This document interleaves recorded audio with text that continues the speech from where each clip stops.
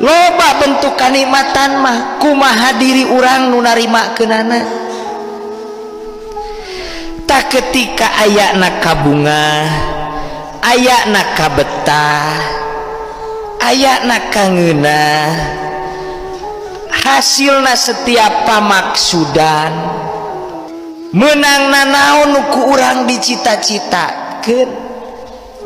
Sing inget tak iya perlu nama ingetna ke poe ayeuna mah urang teh euy seuri wae, poe ayeuna mah urang teh bunga wae, poe ayeuna mah dahareun teh loba wae, poe ayeuna mah nu mere duit teh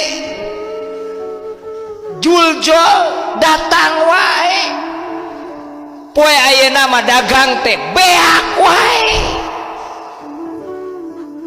Awas tanya ka diri teh, ieu teh memehna teh ladang naon? Oh tuda tadi memeh indit teh dagang duha heula. Oh penting teh tahajud. Oh tadi subuh teh berjamaah. Biasana urang teh tara, biasana urang teh belang betong. Oh tadi memeh indi teh sodaqoh heula. Geuning ieu meureun hasilna. Tah bentuk nikmat nu kitu, kabungah nu siga kitu, eta ladang tina naon sing inget tina ladang naon nu ku urang dilakukeun. Ladang urang tahajud, ladang urang duha, ladang urang berjamaah. Aya nu bertanya dina hatena teh, oh sok urang tapi da teu kitu hasilna.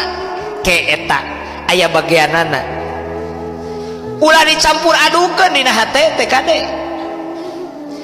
Kudu inget pan bahasana kade, sing inget supaya kumaha, supaya urang yakin Allah teu ngantep kana naon anu dilakukeun ku urang. Jeung Allah moal ngantep, teu aya laku paripola lengkah tujuan cita-cita nu ku urang dilengkahkeun nu ku Allah diantep. Allah kabeh ge